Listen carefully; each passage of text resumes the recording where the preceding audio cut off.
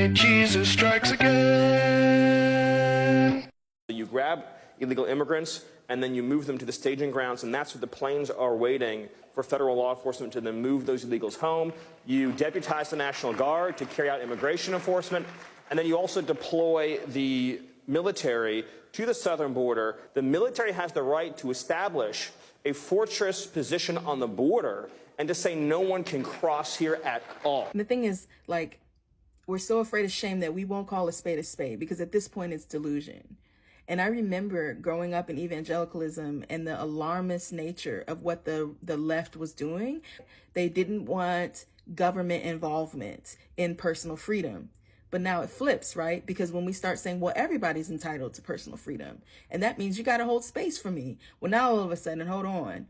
Well, it's not, what I really meant was my freedoms, right? And people keep talking about this utopic past that doesn't really exist. What they mean is nobody asked questions that bothered me. Nobody raised questions about my own fears around my own identity. Nobody put my own racism and homophobia in my face. Nobody raised these questions. That's what they mean by like a better past. They mean non-accountability. There's no such thing as a utopic past. Just ask people of color or people who have had to claw towards some sort of existence in a binary system, right? But what's happening is that when you think about what he's trying to do is that now, once you create these binaries, you set up good and evil. Now all of a sudden you can just play with good and evil. And this is what Jesus is talking about when he's talking about the blasphemy of the Holy Spirit and why Jesus uses things like fruit instead of words like right and wrong. What Jesus does in his life and in the stories that are being told about his life is he's dealing a lot with power dynamics. And he's using truth to expose that right and wrong really belongs to whoever has the sword. Because again, all you really need is the power to enforce what's right and wrong. You don't necessarily need truth, you need power. And so what you're starting to see now with some of this is like, y'all didn't really want personal freedoms. You didn't really want liberty. What you wanted was power. Now that you have power, we see your true colors. And they tricked all of us into thinking that, oh, we don't want a government that can do whatever it wants. Well, now we see what happens is they want a theocracy in the name of a God they've never interrogated, because they've never interrogated their own whiteness, because whiteness in this country is directly connected to power and access. And so it's up to us to begin to do this interrogation and to not be afraid of shame, because the more we hide from the shame of the decisions we made in the name of white Jesus, the more we perpetuate stuff like this. At some point, right and wrong is going to be out of the window. And now whatever is good is whatever is loyal. And so that's when we start having to have conversations about what it means to live a life right now.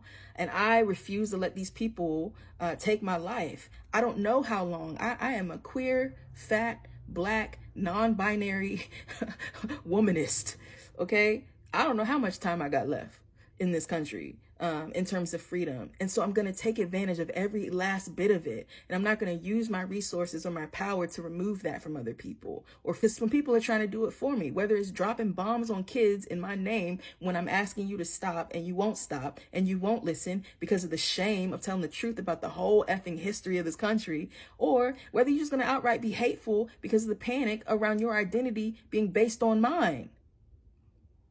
They built this country in the name of anti-blackness. They used black people as mules, right, to build a whole country. And somehow we created all this art and all this food and all this music and all this culture. And it is confronting that lie upon which their identity is based. Because the identity of whiteness was based on my non-being and my non-humanity. And we keep showing up to tell you we are more than human. We keep saving this country. We keep adding sauce to this country. And all you keep doing is panicking about it instead of just owning it and going and finding an identity to root down in. So I don't know where things are going to go, but I know I'm going to live. And I'm so thankful that I've left toxic religion, because it was trying to convince me that I was living when I wasn't, because it was asking me to be dishonest and it was asking me to show up in fractions. And I'm just not going to do it anymore. I've never lived a more godly life than when I've actually shown up as me and been unashamed, even about my flaws. So I'm hoping, I don't know what's going to happen, y'all, but I'm going to live in the meantime. I'm so tired of this shit. White Jesus strikes again.